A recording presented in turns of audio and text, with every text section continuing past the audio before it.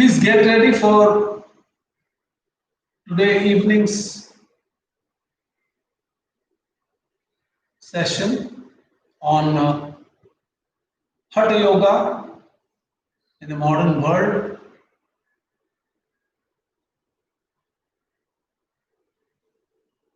Let us start with a Shanti Pata.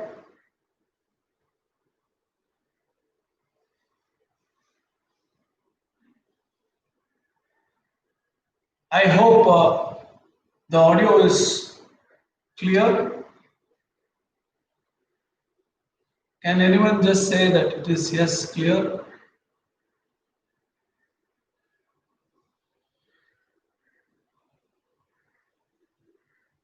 Thank you.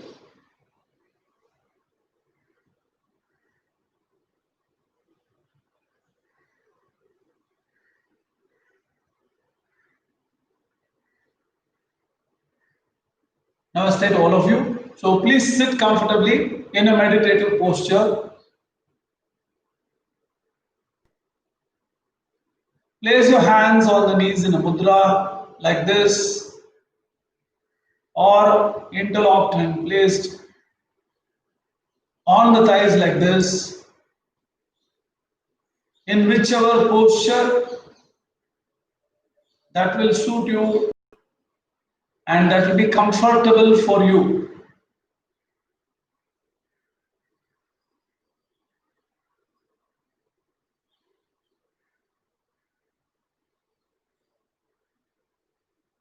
After assuming a comfortable meditative posture, you may gently close your eyes.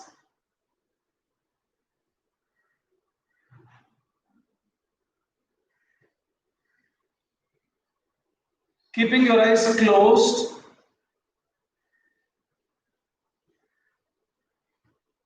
become aware of the whole physical body from the top of the head to the tip of the toes.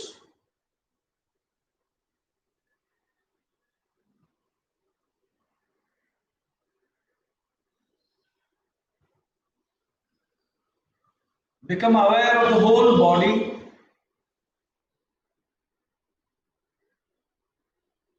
from the top of the head to the toes with your eyes closed.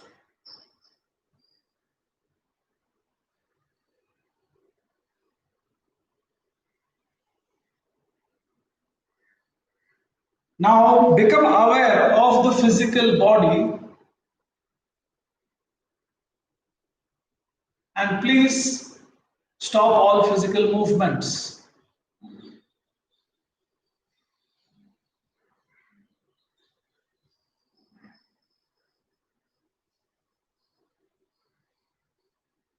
You have to become totally still like a statue.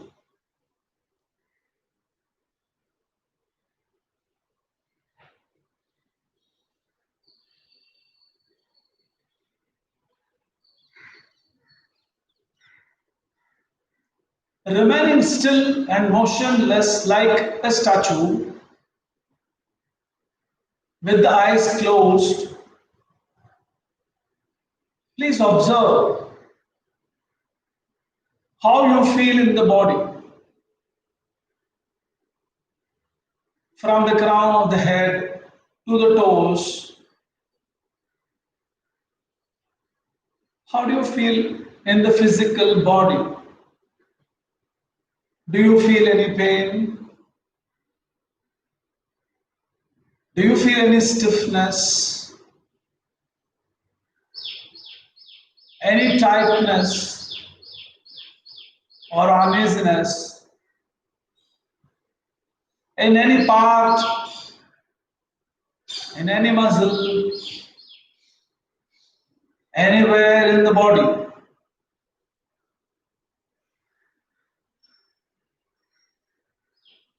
You have to allow your body to become like a statue. Do not keep the body stiff. Let the shoulders be relaxed. Let the arms rest on the thighs. Let the legs be comfortable.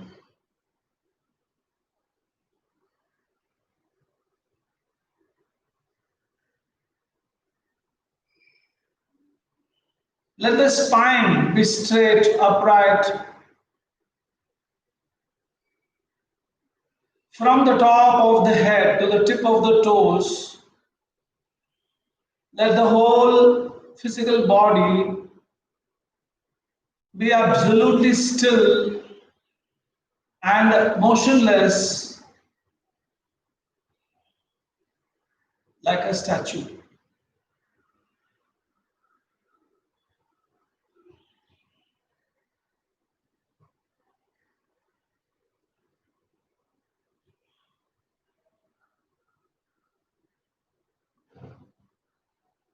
From now on, for the next couple of minutes, I'm going to ask you to remain still. The practice that we are going to do is called the Kaya Stairyam. Kayam means body, and Stairyam means making it totally still.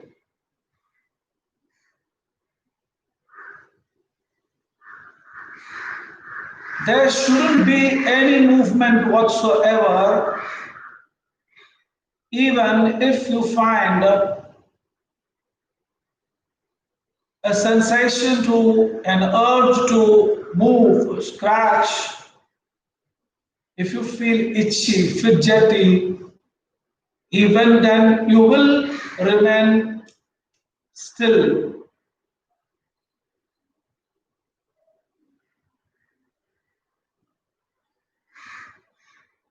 Your eyes are closed,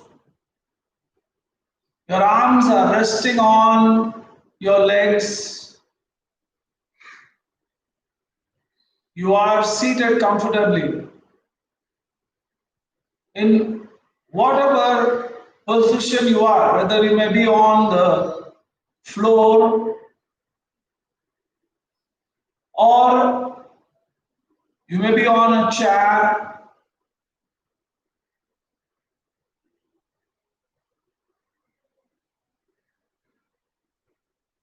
you will remain still with eyes closed.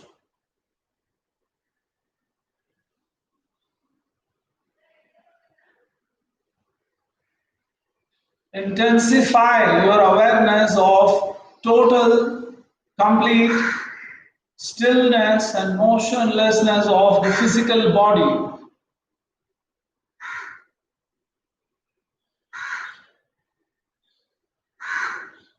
The fingers, the arms, the hands, the shoulders, the neck, the trunk, the back, the hip, the waist, the legs. Let the whole body be totally still.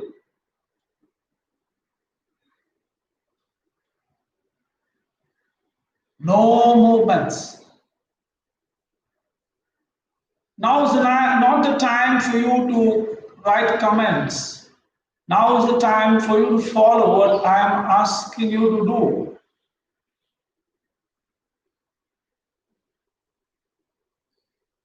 Sit with the back straight, eyes closed, body still. Nothing else is important for the next few moments.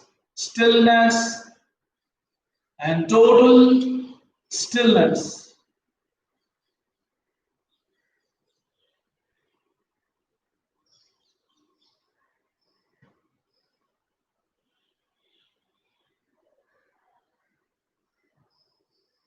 You feel as if your body is made of a solid rock.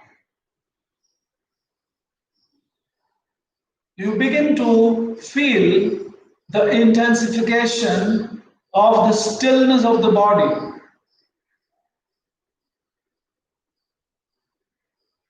Your body is becoming more and more motionless and relaxed at the same time.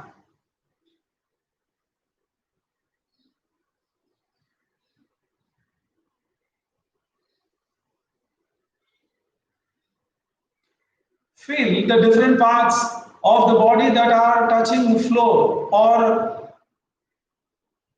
the place where you are seated. If you are sitting on a chair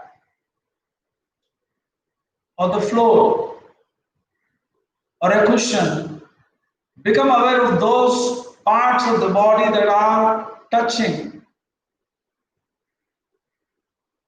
The sense of touch between the seat and the floor, or the seat and the chair.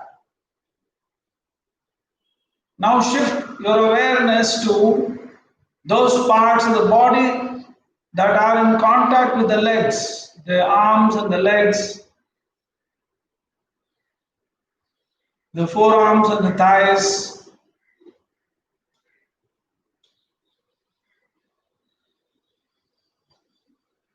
Become aware of the contact between the lips, the eyelids. There is absolutely no movement anywhere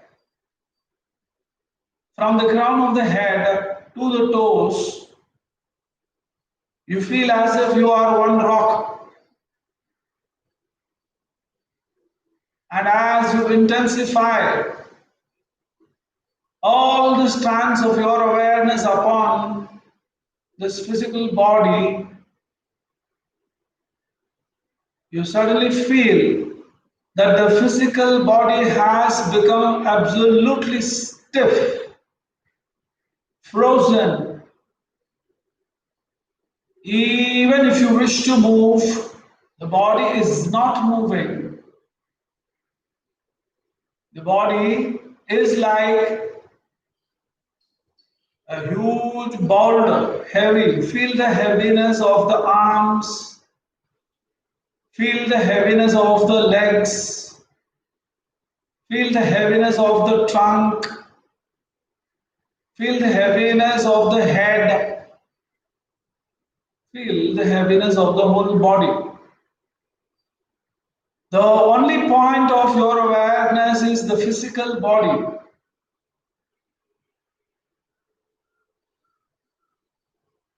Imagine yourself to be like a tree.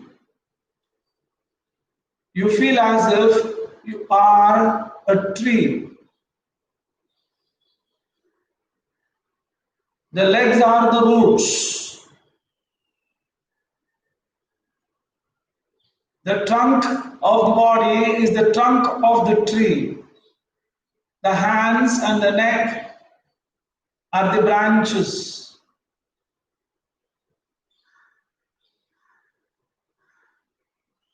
You feel completely rooted and totally still.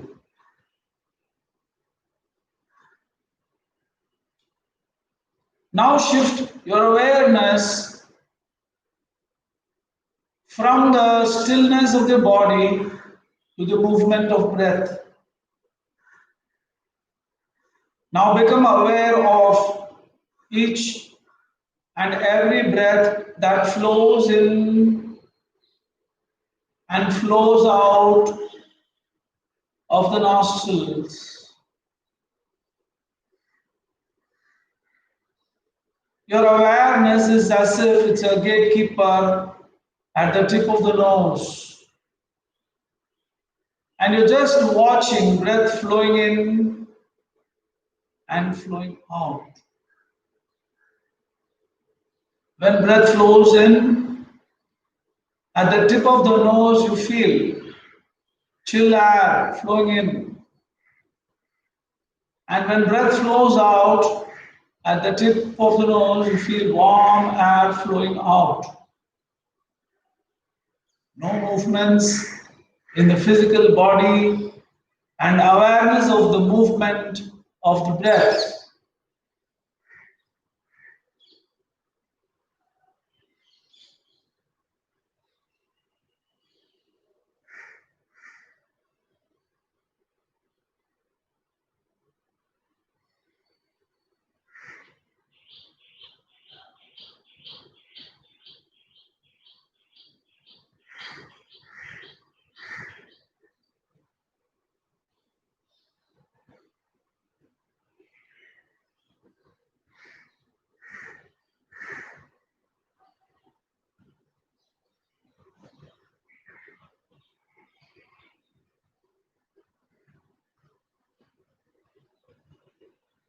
Awareness of stillness of body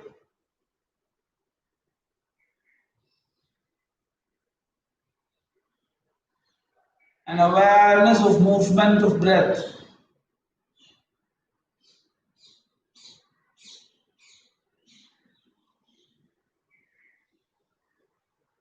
Which with each outgoing breath, you begin to feel that the cares and worries of the day are just flowing out. With each outgoing breath, you feel all the burdens of the mind are just flowing out, and you feel calm, you feel silent,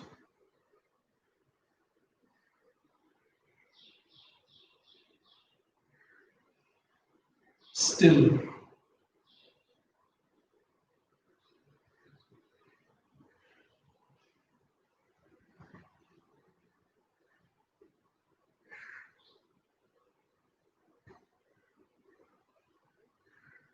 Now, I will guide you through a chanting. Please listen and repeat after me. First, we will chant the mantra Om together 3 times. Following which, we will chant Shanti Part, which you can repeat after me, either loudly if you can, or you can repeat mentally. At your eyebrow center, in front of your closed eyes, you visualize a bright point of light. Looking into that, breathe in, chant along with me. Om.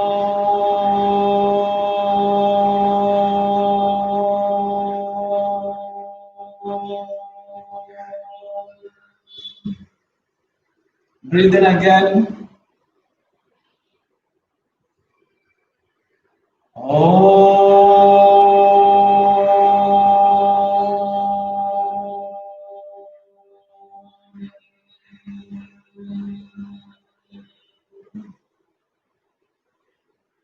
Breathe in again.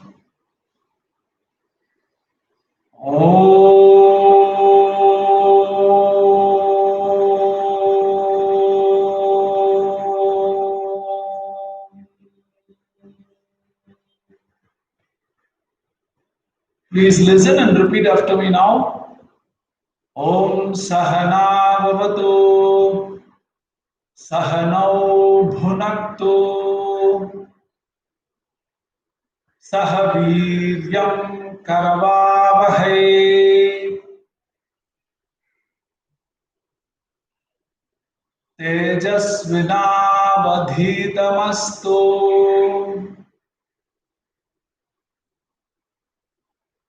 Ma Vidvishavahai. Om Shanti Shanti Shanti. Harihi Om.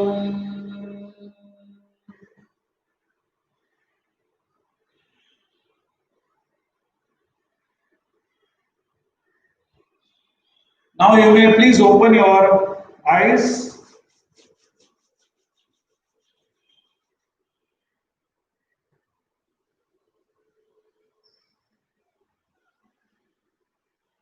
You may please open your eyes now.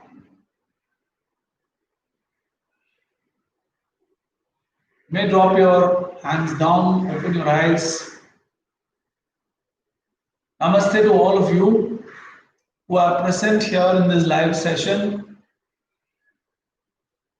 My name is Swami Shivarishi. I'm also known as Jai Gopal Muthu, which was my former name.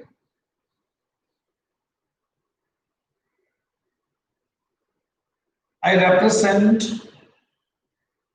the tradition of the rishis, and I bring greetings and good wishes to each and every one of you present here. And the topic that we have taken up for dwelling upon is Hatha Yoga in a modern world.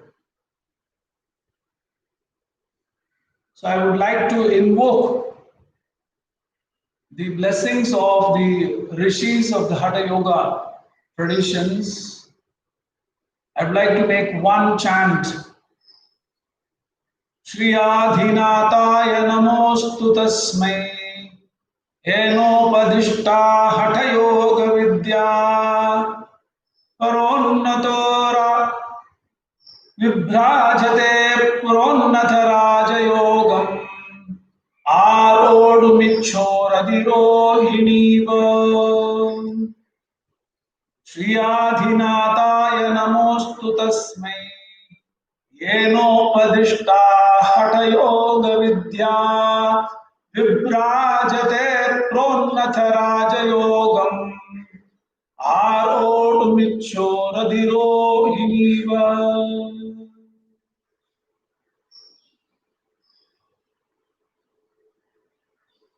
So somebody is expressing about their lovely back pain. It's interesting to note that just in 15 minutes time, for which we've not done much, just sat, many people are expressing that they are developing lower back pain. That's quite interesting to note, and the beginning itself is so relevant to the topic that has been chosen. In this modern world, in today's lifestyle, we have pampered our body and we have not taken sufficient care of it, that even a small practice of castellarium, which is a preliminary or a preparatory practice before any meditation, makes people have lovely back pain. I'm using the word lovely instead of the word that some people have used.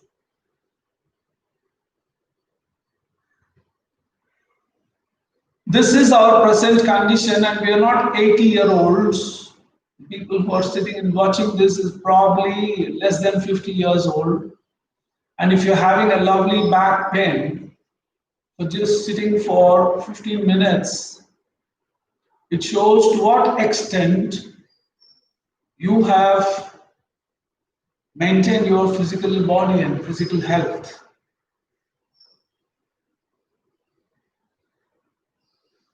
Before I embark upon the topic, I need to tell you the background of the rishis who developed the system of Hatha Yoga. And if at all anyone wishes to ask any questions, I will give the time at the end of the session. Please do not write your questions now. Please wait, listen to what I have to tell you.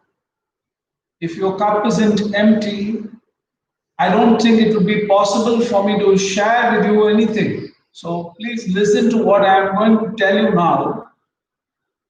And at the end of it, if you have any questions pertaining to the topic that we are trying to cover today, please ask relevant questions to what I am trying to present to you. Please do not ask questions that you would like to ask a yogi or a swami like me. That is to be done at a later time. So the rishis who have developed this system of yoga, they begin from Adinatha. That is what the first verse that I chanted for you from the first verse of Hatha Yoga Pradipika invokes the blessings of Sri Adinatha. Sri Adinatha is the name that is given to the first yogi of this tradition, and the author of this work, Swatma Rama, offers pranams to Sri Adinatha, and he says that this Hatha Yoga has been provided for the sake of people who would like to take upon the advanced practices of Raja Yoga. Last week you had a talk on Raja Yoga and the different stages of Raja Yoga and what Rishi Patanjali has given were expounded upon. If you want to explore Raja Yoga, in the first place, there has to be a certain level of fitness, a certain level of health, a refinement of this personality. Without a refined personality, without a strong personality at all the levels, it is not possible to approach the higher spiritual dimensions of yoga. Having this understanding, the Natha yogis who begin from Adhinatha, Kedarnatha, we use the name Natha for the primordial guru, first guru. And the rishis of this land had a thorough and deep understanding of this whole cosmos. They were not people who were struggling with their fitness. They were not people who had lovely back pain. They were able to just forget their body and remain in contemplative states for long durations of time according to their will, according to their desire.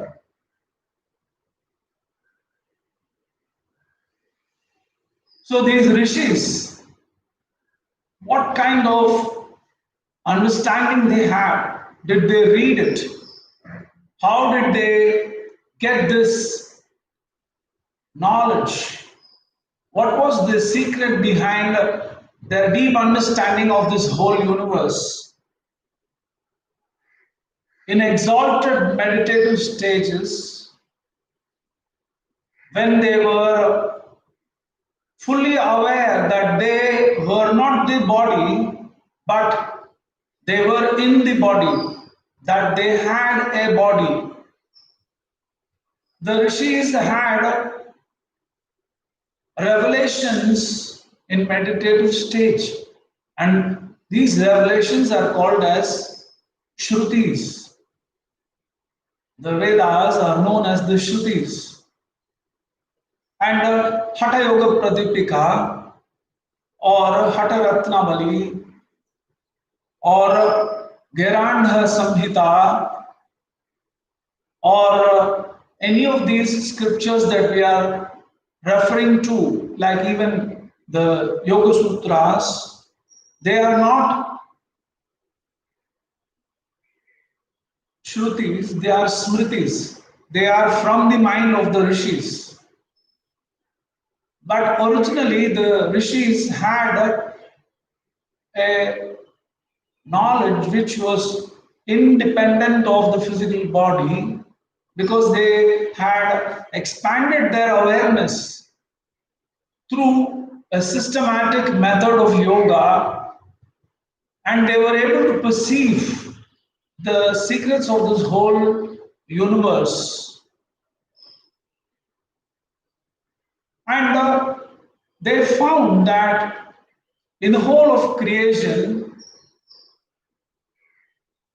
there are so many varieties of species, unicellular species to the complex human being. So many varieties of species are there, and all these species are combinations of just 5 elements: earth, water, fire, air, and space.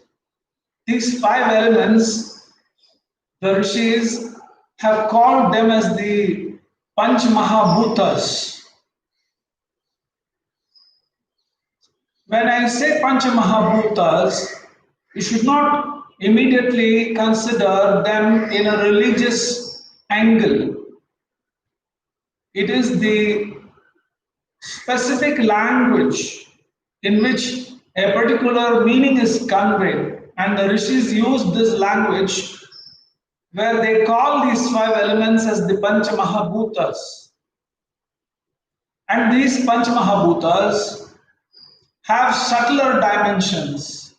The grossest is what we are seeing as the earth or the gross physical matter, or we are seeing as water, or we are seeing as fire, or we are seeing as air and space. But before these were created in a grossest form that we are able to perceive now, they existed in a subtler form.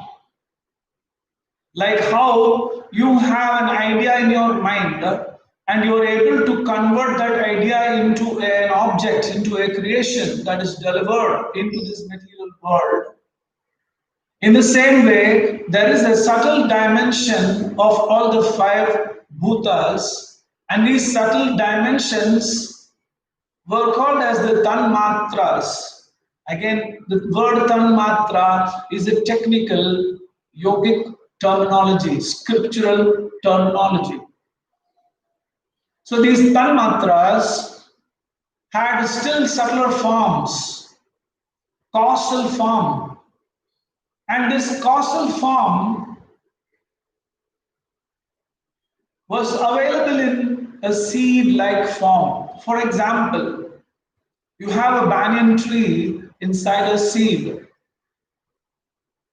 You're able to see the seed, you're able to see the tree and all its manifestations when it grows out.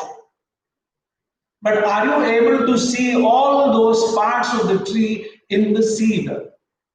Which means inside the seed, when you cut open the seed, you will not be able to see the branches, the leaves, the fruit, the flower, the bark. Nothing is available. You just open it, nothing is available. Therefore, what is not available for perception, even on scrutiny, but is the cause for the subtle seed form to manifest into the gross physical form. This is just an example for you to understand how this world, the whole creation, has come into existence. So there are 5 gross elements, 5 subtle elements called tanmatras, and 5 causal dimensions for these 5 elements. These together, along with the mental dimensions of manas, the buddhi, the chitta, the ahankara,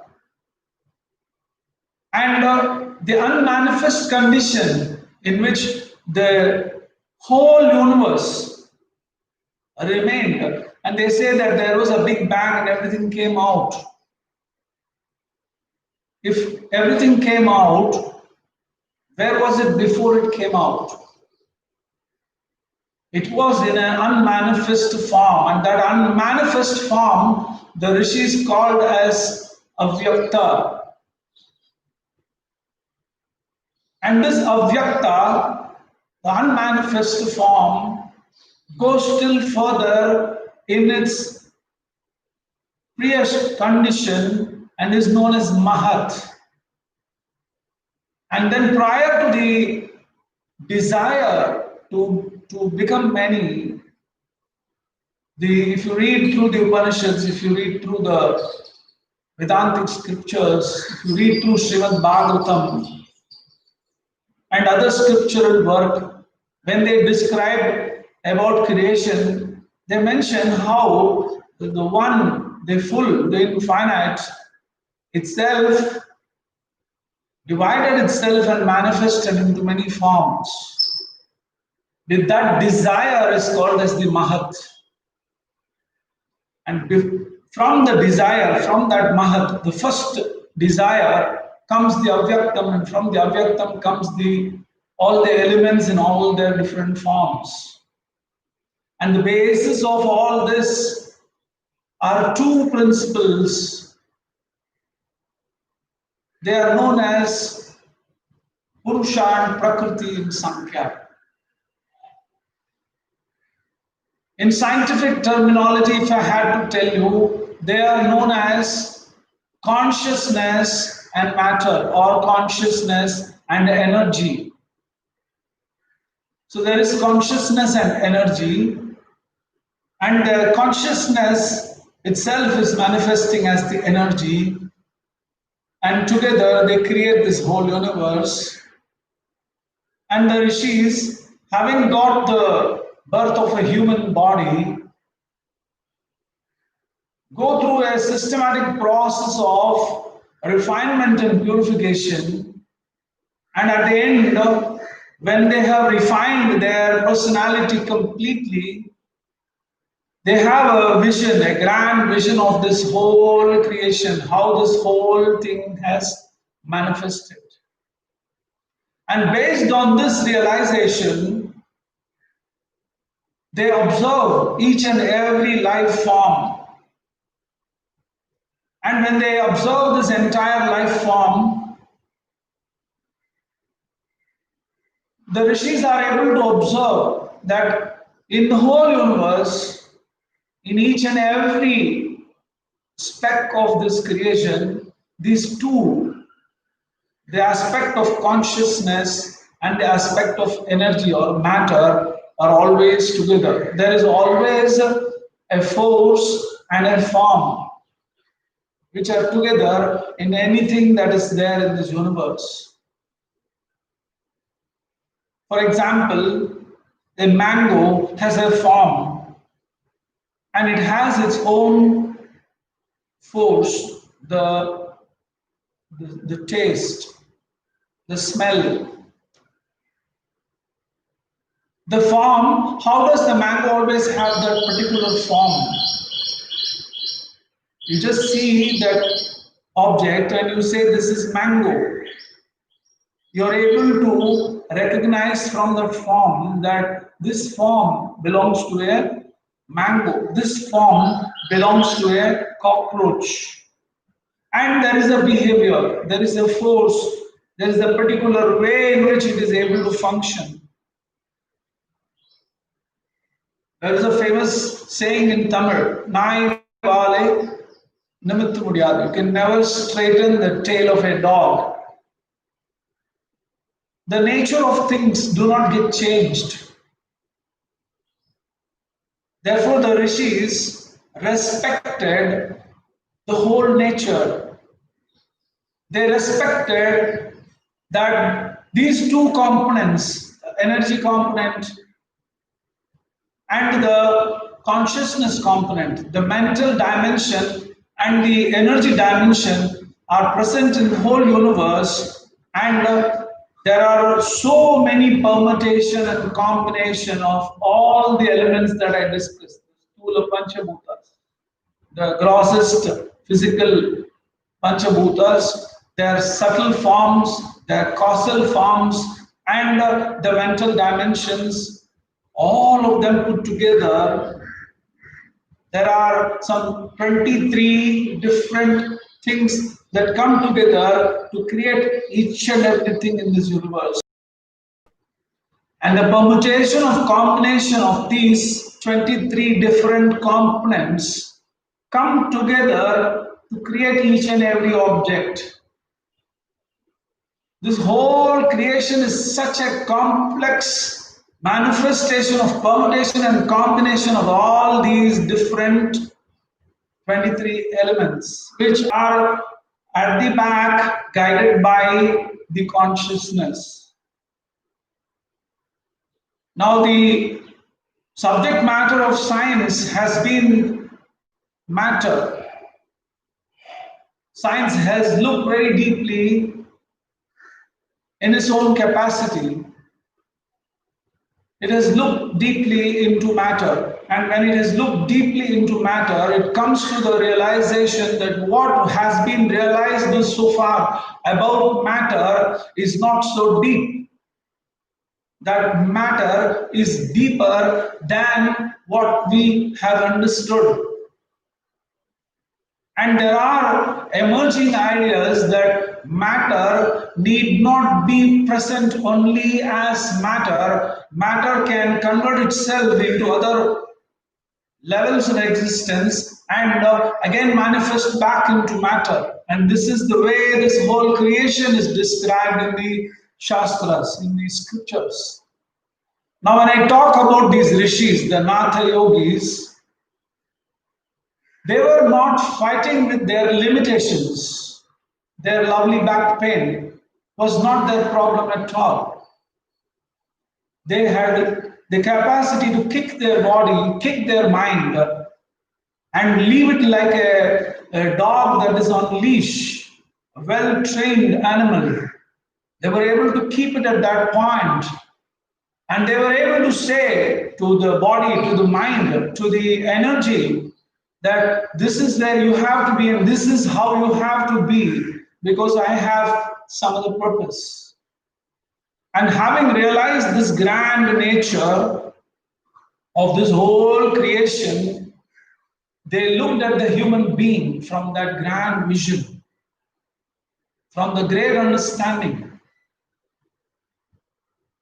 They realized that the human being is probably the best manifestation in this universe so far. As far as this earth is concerned, that's what we know. At least that's what we can look outside ourselves and agree. In the whole of creation, even if we look at the whole of creation from the idea of the theory of evolution of Darwin, after the human being, in so many millions of years, there has not been much of a new creature that has evolved into this world. Though the scriptures do not actually subscribe to this idea of creation. And that is not a subject matter for this discussion also. I am referring to all this because the rishis had such a grand understanding of this whole universe, And in this whole universe, they see that human form, in this world, human form has the best opportunity, the best instrument, the most befitting instrument with which there is a possibility for the great takeoff, the great launch. This body can be converted into the launch pad of the spiritual awakening. When this, from their deep and complete understanding of this whole creation,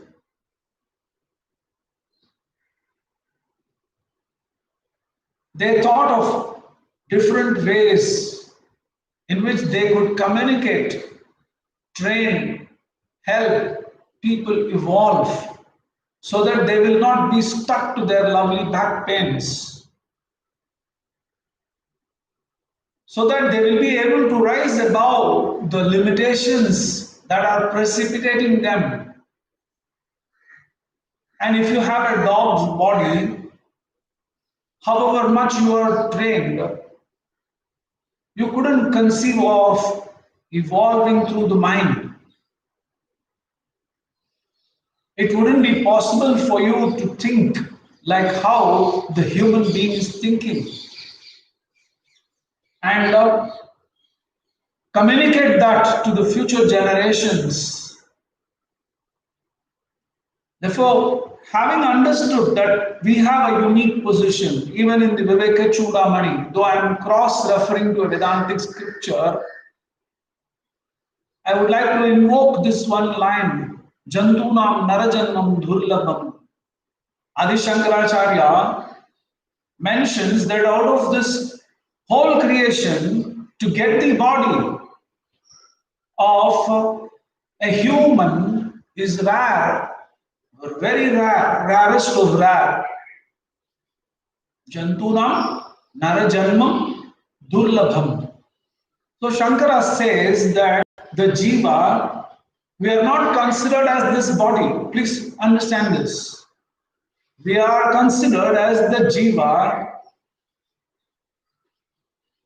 and the truth about the jiva is it is using this body as a vehicle.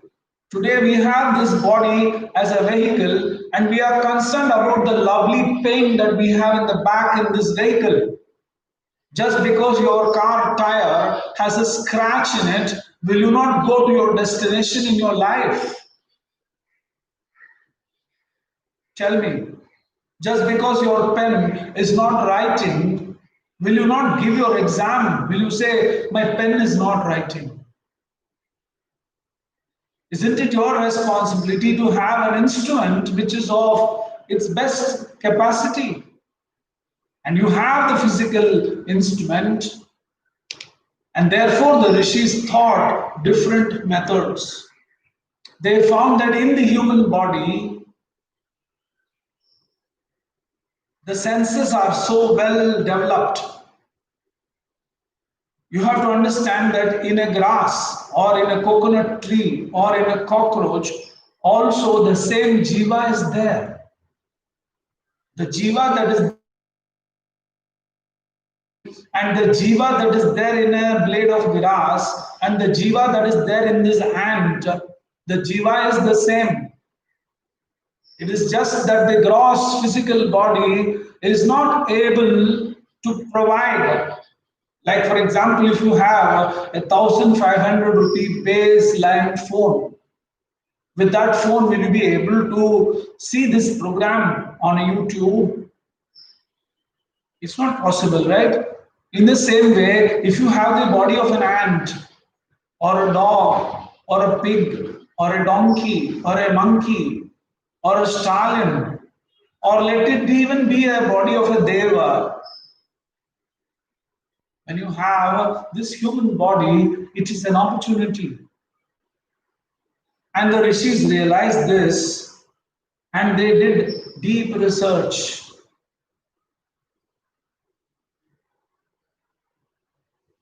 They use this body as their laboratory. For them, they had already had the realization and they were able to see different aspects of this body can be fine-tuned. And because they were able to understand this body thoroughly, they developed the systems of yoga based on the different components. There are systems of yoga which are dependent on the intellect, which take the root of the intellect so that a person can be approached and helped to refine, because certain people have to understand everything. They observe that people have emotions. People have what is called as a manas. It's a component which is very subtle, which is very wavy, frivolous, oscillating. But these emotions are very powerful. So they developed a system of yoga where the root of the emotions were taken up and very strong and powerful emotions were used. They are called as bhavanas.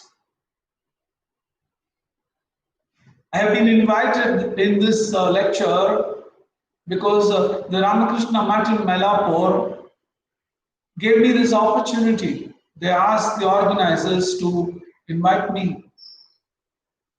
And Sri Ramakrishna has proposed a system where the bhavana, the opening up of the heart, the emotion, and refining the emotion, not connecting the emotion with the base needs, but connecting the emotions with the higher dimensions, is the path that Sri Ramakrishna has provided.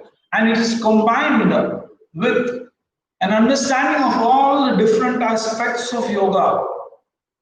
He was a great master. So the Natha yogis, in the same way, in the scheme of all these rishis, the Natha yogis, they decided that they will help those people who are identified with their body. After all, this body is nothing but energy. And this energy, which has manifested into this body, that energy in its avyakta form, in its unmanifest form, is not even energy. Like there is so much space in this universe. If you go beyond this Earth's atmosphere, there is space. You go beyond a particular point, you do not know how much more is there and what is there. It just goes on and on and on and on and on and on. And now they are coming to the realization that it is expanding more and more. More and more universes, multiverses are continuously manifesting. From where are all these manifestations appearing? Where is all this matter hiding? So this body comes from that same cosmos, which is made of the consciousness and the energy. And the rishis developed the system of Hatha Yoga based on a deep understanding of how this human body functions.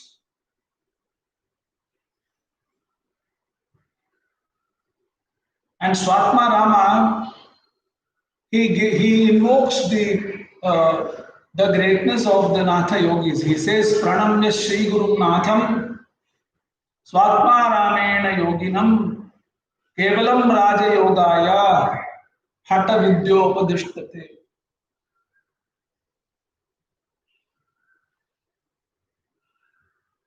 Hatha Yoga helps a person to refine, purify, and raise this physical body to its highest dimension, to its highest possibility. You can use a very powerful electron microscope. Let's say you have an electron microscope which magnifies to the power of 10 times, 100 times, and you use it for breaking a walnut. See how it can be used. Imagine you have a golden pin, a thorn like golden pin, and you use it as a toothpick. Imagine if you have a diamond, stick, and you use it as a toothpick, or you use it to clean your ear. This human body, when it is not utilized for the purpose of discovering that consciousness and purifying and refining this matter, raising the level of matter to merge with that consciousness and have an opportunity for a spiritual awakening. The very purpose of this human life is to have that spiritual awakening. If you were born as any other being, you could live the sensual life. But the rishis conceived of the highest possibility through a system where this body can be purified. Because this body itself is nothing but consciousness and energy. It is divine. And the goal of Hatha Yoga is to remove the lovely back pain that we all have. In our life, we all have back pain, body pain, breathlessness, headache, knee pain, and different kinds of ailments. In Hatha Yoga Pradipika, Swatma Rama says that even a convalescent can practice yoga. Even a person who is sick can practice yoga. An old, very old person can practice yoga. A youth can practice yoga. A child can practice yoga and have the perfection of the system of Hatha Yoga. And when that perfection is achieved, then a person becomes eligible for the inner exploration, to go into the deeper dimensions of the inner personality, awaken the full personality, and connect with the cosmos and realize the truth of this whole universe.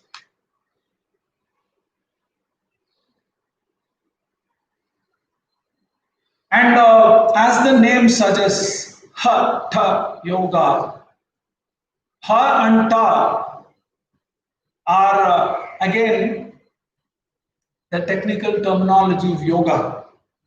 Ha represents the mental, the conscious aspect. I was telling to you that there is an interplay of this consciousness and matter in every aspect of life.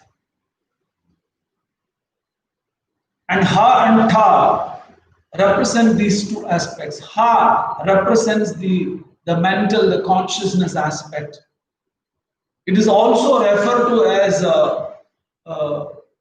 Purusha in Sankhya. It is also referred to as Shiva in Tantra. In the system of Chinese philosophy, it is called as the Yin. And in yoga, we call it as Ida. And Ta represents the energy, the matter element.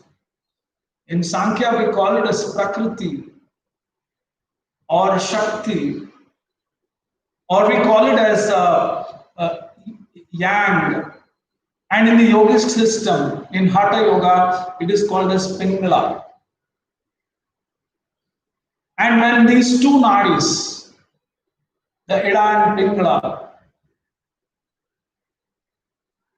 keep on providing the consciousness or the mental element and the energy element into the system, they keep on flowing. I want you to do a small experiment now. Can you sit straight? Don't worry, I won't make you sit for 15 minutes to have your lovely back pain. Just for 1 minute or half minute. You can keep your hand like this if you want, just in front of your face, just below your nose. And observe carefully how your breath is flowing. Is your breath flowing evenly on both sides of the nostrils? Or is it flowing on one side of the nostril?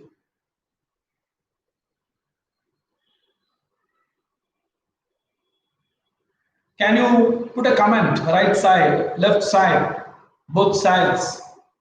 If it is flowing on the left side, you can say left. If it's flowing on the right side, you can say right. Or if it's flowing on the left side, you can say ida. Or if it's flowing on the right side, you can say pingala. You will find that sometimes it's flowing for a short while on the left side, and sometimes it is on the right side, and sometimes it's on both. It keeps on changing. You might have heard that we have got two hemispheres of the brain, and they are cross connected through the corpus callosum into the opposite sides of the body. So there is a beautiful interplay of the consciousness element and the matter element crisscrossing through the whole system. You are never having a balanced system except for very few moments. For a very short while, after every 45 minutes, you will have a switchover period when it is on both the nostrils. And that will be for a very short period. Some of you have written both sides. If you observe carefully, I can give you a homework for today. Till today night, for every 1 hour, now it's 6:05, let's say it's 6 o'clock. After every 1 hour, at 7 p.m., at 8 p.m., at 9 p.m., at 10 p.m., at the time when you go to sleep, just observe and you will find that it is on one side. And these two are the Ida and the Pingala. The right nostril and the left nostril represent the Pingala. Right represents the Pingala and the left represents the Ida. And it's very much happening in this body that either consciousness or the mental dimension is flowing strongly, or the matter element is flowing strongly. If the matter element is flowing strongly, it may be one of the 5 elements that is flowing. If the mental element is flowing strongly, it may be either the manas, or the buddhi, or the chitta, or the ahankara, or the avyakta, or the mahat. So inside you is the whole universe. And the system of Hatha balance between these two. Because when that balance is not there, then it manifests in the form of disease. It manifests as physical disease, as mental disease. Today we are seeing so many suicides. Today we are seeing so many people in paranoia. Fear has taken over the minds of the whole of humanity. It's very testing times that we are living in. And in these testing times, a system like Hatha Yoga can actually save you. It can give you total health. It can strengthen every aspect of your inner body functions. It can improve lung function.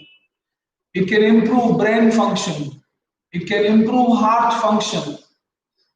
It can create a beautiful coordination between all of them.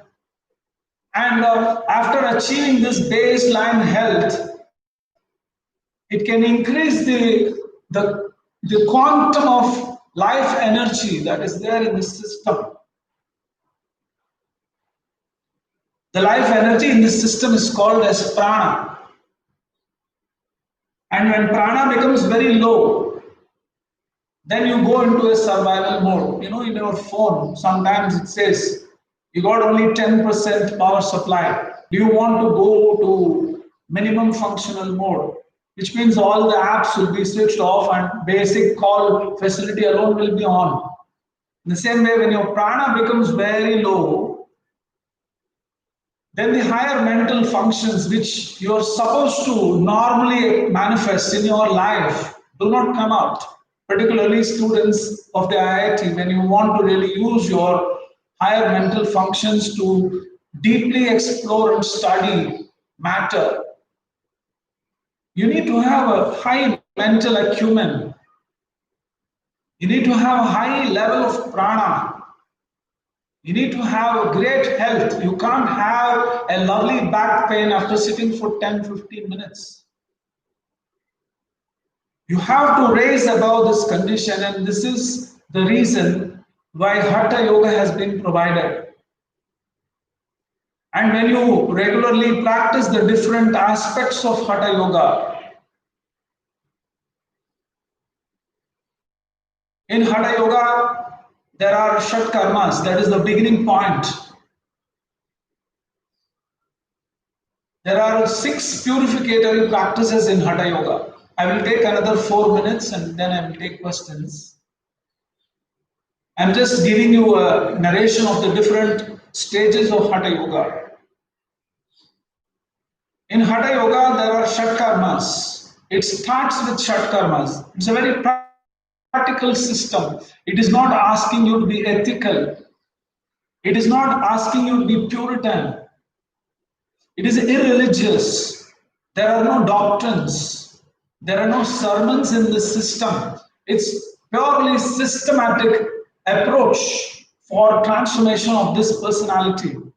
So they have 6-fold purificatory system which has influence on different regions of the body. I told you that we are made of 5 elements. This whole cosmos is made of these 5 elements. We are also part of this cosmos. This body also is made of these 5 elements. Prithvi, Jala, Agni, Vayu, and Akasha. And there are specific portions in the body which have predominance of some of these. And when the Shat Karmas are practiced, they help in ensuring that there is a purification and balance in all these 5 elements inside the body. And once the Shat Karmas are done, then comes the asanas. Unfortunately, only the asana portion of Hatha Yoga has become popular because that's what people know. They know their body and they have lovely back pain. Therefore, they understand only the language of the body and they are stuck with that idea of Hatha Yoga. In fact, even the banner displays certain postures. Well, we do not know. Beyond that, in Hatha Yoga, we do not know what Hatha Yoga really is. The second dimension after the Shat Karmas comes the asanas.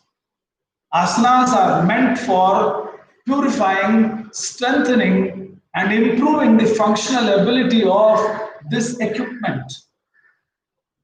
But if there is no power supply, then this equipment will not function well. Therefore, the next stage of Hatha Yoga is known as the pranayamas.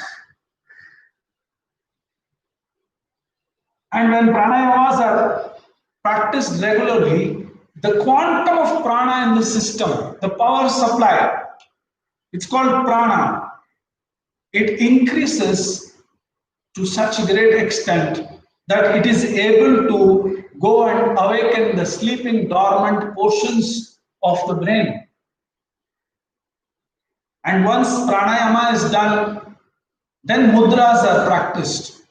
Bandhas are also under the category of mudras. When bandhas and mudras are practiced, they create specific networks, channels inside the body. And it awakens the whole, we can call this as a sleeping city of 5 trillion cells living in this colony. It is a big city. This body is like a big city. And when mudras and bandhas are practiced, each and every cell becomes vibrant. All of them light up. And that communication that each and every cell in this whole system, the 5 trillion cells of the system, are awakened is communicated through a channel of nadis. And when the channel of nadis are all awakened, then this whole city becomes a city of light. I'm using an expression. It's not real that you will have a light around your head like that. And then the awakening of the Kundalini takes place. And the awakening of the Kundalini happens naturally. It's not forced like many people think. So Hatha Yoga is a system in which a deep and complete understanding is there of how this body is. It is looked at as a universe in itself. All the components of the universe are there in this human body, and this human body can be purified, it can be refined, it can be fine-tuned, prepared so well that it is able to do its real job. And in this modern world, the outcome of such practices, if you don't even awaken the city of your own lights, even then you'll at least be completely healthy, free from any worries. In the context of the situation that we are living in, a worryless mind is a great asset today. I'm not talking about a careless mind, people who just walk around without having social distancing, without covering their face properly with a mask. And that is carelessness. I'm not talking about carelessness. I'm talking about a mind that is free of worry, a body that is free of pain and discomfort, an energy that is not having any lacuna, limitation, a fully fine-tuned personality. This is the promise that Hatha Yoga gives to the modern man, and the side effect of a proper adherence of Hatha Yoga is great health. The therapeutic benefits of Hatha Yoga have been researched all over the world. In scientific research institutes all over the world, research is going on. How Hatha Yoga is helpful in making the body healthier, how it cures diseases like cancer, asthma, heart disorders, and the like. But they are all side effects. They are not the primary goals of Hatha Yoga. So with these words, given the 1 hour time, and that we did a practice for 15 minutes, causing back pain to some of you, I would like to complete the discussion. Whatever I could do in this 1 hour time, I have been trying my best to do, and I hope you are interested to know deeply about Hatha Yoga. And I come from the Bihar School of Yoga teaching tradition. Behind me, right behind me, is the picture of Paramahamsa Swami Niranjananda Saraswati, and I am his disciple. And he is the disciple of Sri Swami Satyananda, who is the founder of the Bihar School of Yoga tradition. And he is a disciple of Swami Shivananda of Divine Life Society Rishikesh. And I thank the members of the Vivekananda Study Circle for giving me this opportunity. And I hope I have thrown some interesting points for people to become interested to know more about Hatha Yoga. Now I would come closer to the system. If you have any questions pertaining to Hatha Yoga in modern life, please ask such questions. Please ask questions relating to what we have discussed, and I will try sincerely to respond to questions. Wonderful. Someone is asking, what are the asanas that can strengthen the nervous system? Subhash Chandra Bagi is asking. Pranams, Subhash. As it is, if you look at the system of Hatha Yoga, I'm going to respond to all your questions from the perspective of Hatha Yoga only today. In the system of Hatha Yoga, the first thing that is done is not the asanas. The first thing that is done is Shat Karmas. And Shat Karmas are cleansing the upper digestive tract, cleansing the lower digestive tract, cleansing the nasal passage. And there are 6 type of practices. That's why they're called Shat Karmas. And when the Shat Karmas are done, they bring about a total change in the entire nervous system. See, the nervous system is responsible for the peristaltic movement inside the body. And when peristaltic movement is not functioning properly, if you observe carefully, there will be a close connection between your improper breathing and agitated states of mind, which are resulting in a change in how your nervous system functions. So if you are able to do Shat Karmas to begin with, under the guidance of a proper, well-trained teacher from a good tradition, that will primarily strengthen your nervous system. And in addition to that, definitely asanas will help. And if you observe the system of asanas, there are 6 or 7 varieties of asanas: forward bends, backward bends, side bends, twists, inverted postures, and then balancing on either one leg, or balancing on the hands, or balancing on the shoulders, or balancing on the crown of the head. A variety of balancing practice, or balancing on the seat, the buttock. A variety of practices are there. These are the 6 types of asanas: forward bends, backward bends, side bends, twists, inversions, and balancing postures. A combination of all of these, when they are done together, they will have a gradual overall change over the entire nervous system. The nervous system doesn't weaken within 1 or 2 days. It is a systemic function.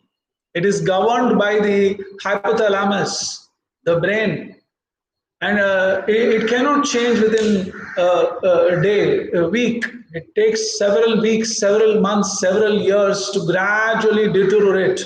In the same way, if you had to strengthen, these practices need to be done over a period of time. And Nadishodan Pranayama, so a combination of different practices from Hatha Yoga and other forms of yoga, with the guidance of somebody who understands these systems, has to be there to help you. And I wish that you will be able to find a good teacher who can guide you. Shivakumar ji, you are asking about numbness. 2 types of causes could be there. One could be because there can be nerve compressions in the spine because of wrong posture, as you are rightly mentioning. Posture correction happens when you regularly do asanas. And the other reason why you could have numbness is because of lack of blood circulation in the lower extremities. From the hip to the feet, the toes, we can call it as the lower extremities. It's the farthest from the heart. So it's very difficult to actually bring blood back into this portion. It cannot come on its own to the heart. So when you do some practices where inversions take place, blood circulation will improve, and therefore that can help you not to have numbness when you're sitting for long duration. If you have appreciated the session, can I learn it online? If yes, how many hours a day are required? Varsha Burma, normally we would have said that you have to learn in person, but in this COVID situation, even we are teaching online.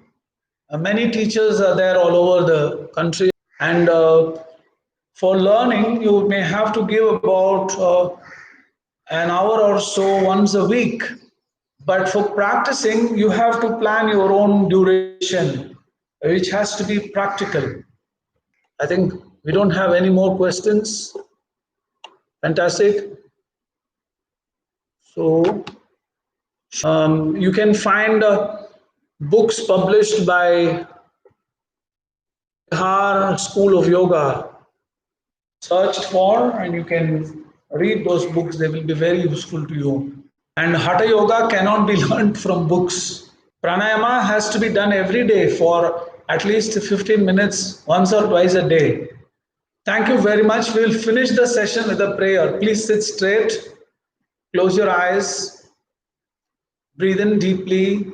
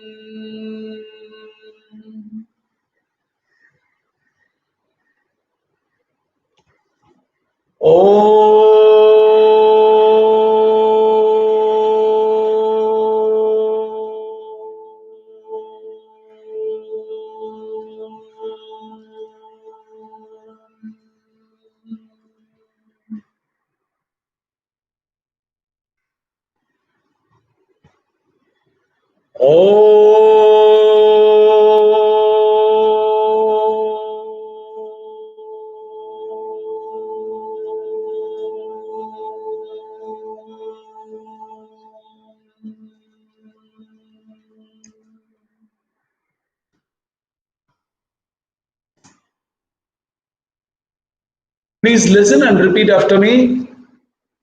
Asato ma sadgamaya, tamaso ma jyotirgamaya, mrityorma amritam gamaya,